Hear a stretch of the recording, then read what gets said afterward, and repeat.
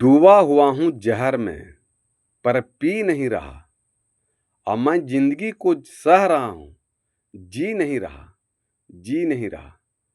जैसे यह तन विष की बिलरी, गुरु अमृत की खान, शीश दिए सो गुरु मिले तो भी सस्ता जान। इस शरीर के अंदर में केवल जहर ही जहर भरा हुआ है और इस शरीर से मनुष्य को बहुत मोह और प्रेम है। ये भी एक जंजीर है। तो मनुष्य धरती पर आया तो जी रहा है, वो जिंदगी को सह रहा है, जी नहीं रहा। किसी न किसी बहाने से, चाहे माता पिता, पति पत्नी, पुत्र, परिवार के बीच में आदमी जिंदगी को सह रहा है, जी नहीं रहा। तो मैं जिंदगी को सह रहा हूं पर जी नहीं रहा, और डूबा हुआ हूं जहर में पर पी नहीं रहा, पी नहीं रहा। तो ये पूरा यह तन विष की बिलरी, गुरु अमृत की खान, शीश दिए सो गुरु मिले तो भी सस्ता जान। ये जो शरीर के अंदर में केवल जहर ही भरा हुआ, और इसी शरीर से लोग दुनिया को, परिवार को प्रेम है। लेकिन इसी जहर में अमृत रूपी परमात्मा का ही वास है। ऐसा नहीं कहीं तीर्थ में, मंदिर में, मस्जिद में, पूजा में, पाठ में, व्रत में, उपवास में है, नहीं। ईश्वर परमात्मा, राम भगवान, शिव, कृष्ण, दुर्गा देवी, जो इंसान मनुष्य सब कह रहे हैं कि जो भगवान है, ये भगवान जो है आपके शरीर के अंदर में जो जहर है ना, उसी के अंदर में अमृत रूपी भगवान भी वास करते हैं, वो बाहर में नहीं है। इसलिए सदगुरु कबीर साहब कहते हैं कि यह तन विष की बेलरी, गुरु अमृत की खान। आपके शरीर के अंदर में वो शब्द स्वरूपी परमात्मा गुरु विराजमान है, सतगुरु, जो आपको सत्य के रास्ते पर लाने का प्रयास कर रहे हैं, आवागमन से छुटकारा दिलाने के आपको प्रयास करते हैं, सारे विषय बांधना, जंजीर से आपको मुक्त करना चाहते हैं। लेकिन इंसान उनको पहचान नहीं रहे, जान केवल बाहर में जग तप, मंदिर, पूजा पाठ कर रहे हैं और सोचते हैं कि हम ईश्वर परमात्मा सुख शांति को प्राप्त कर लेंगे। ये कतई संभव नहीं है। इसलिए कहते हैं कि यह तन विष की बेलरी, गुरु अमृत की खान, और शीश दिए सो गुरु मिले। शीश देने का मतलब कि आपके शीश में, यानी शरीर में जितना अहंकार, क्रोध, घमंड, लोभ, मोह, बेईमानी, शैतानी, बेविचारी विषय वासना है, उस शीश में से सब गुरु के सर में छोड़ दिए, त्याग दीजिए,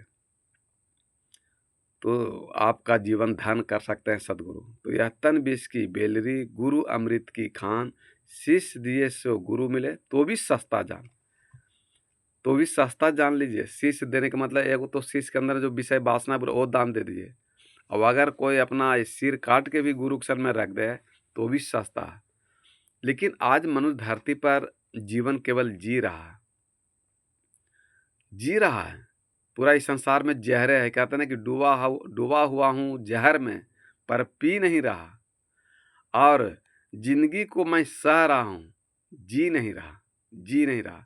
आदमी के पास धन है, दौलत है, गाड़ी है, घोड़ा है, बंगला है, पर है, परिवार है, तो ये जिंदगी जी रहा है सह करके, कि किसी तरह जिंदगी को जी ले। वो ये जिंदगी इसको नहीं कहा जाता है मेरे भाई। जिंदगी के मतलब गम खा लीजिए, झुक जाइए, क्षमा मांग लीजिए, माफ़ी मांग लीजिए।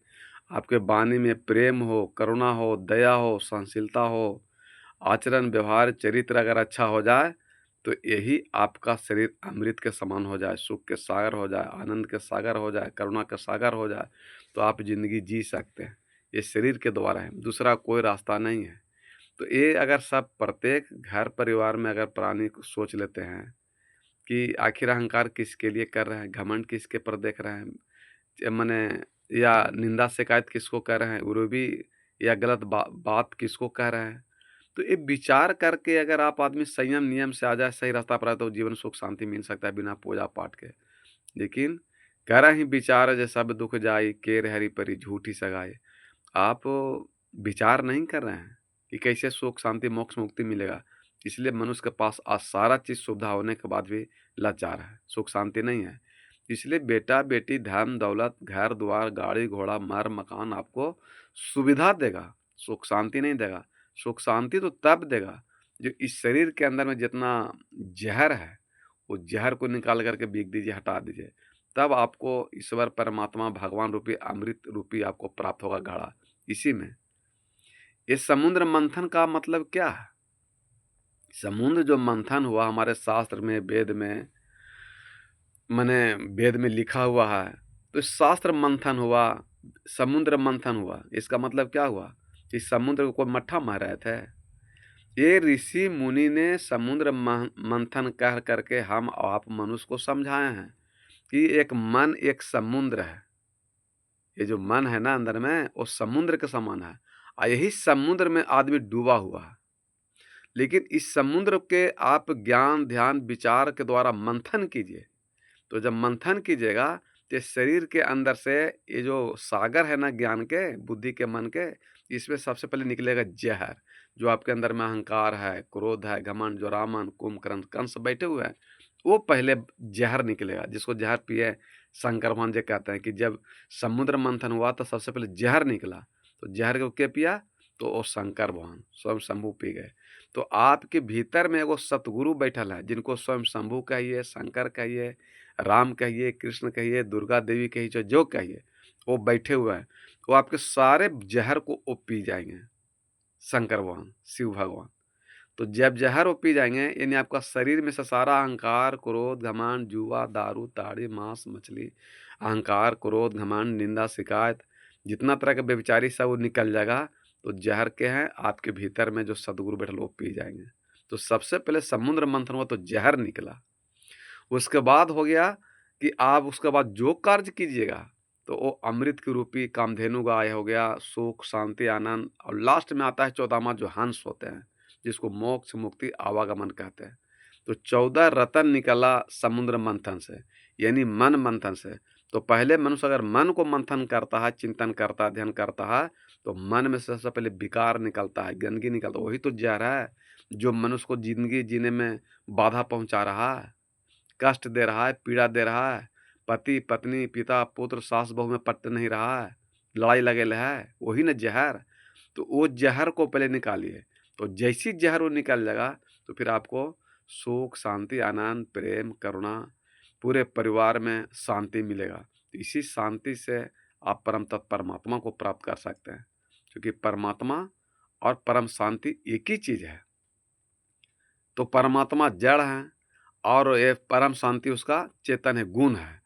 तो चाहे परम शांति कहिए चाहे परमात्मा कहिए, एक ही बात है। जैसे मीठा, चीनी, चीनी और मिठास, मिठास नजर आ रहा है, तो चीनी पदार्थ है और मिठास उसका गुण है। तो अगर आप चीनी खा लिए तो मिठास खोजने के लिए रस को जाना पड़ेगा देवघर, काशी, वृंदावन जाना पड़ेगा। जैसे आप मिठास चीनी खाइए तो मिठास उसके साथ में है। उसी प्रकार जैसे आपको परम परम शांति मिलेगा तो परमात्मा में मिल जाएंगे। तो परम शांति कहिए चाहे परमात्मा कहिए, एक ही बात है। चाहे चीनी कहिए या मिठास कहिए, तो चीनी जड़ है और मिठास उसका गुण है, परम शांति है। तो आप चीनी खाते हैं तो मिठास उसके साथ रहता है। तो जब आप घर में शांति से रहिएगा, नम्रता, विनम्रता, सहनशीलता से रहिएगा, तब वो दया प्रेम करुणा से रहेगा। तो वही दया प्रेम करुणा सहनशीलता क्षमा के साथ परमात्मा साथे रहते हैं, परम शांति साथे रहते हैं। उनको कोई देख नहीं सकता है, तो अनुभव करने का चीज़ है। तो उस अनुभव से आपका जीवन धन हो सकता है। प्रेम से बोले सदगुरुदेव भगवान की जय।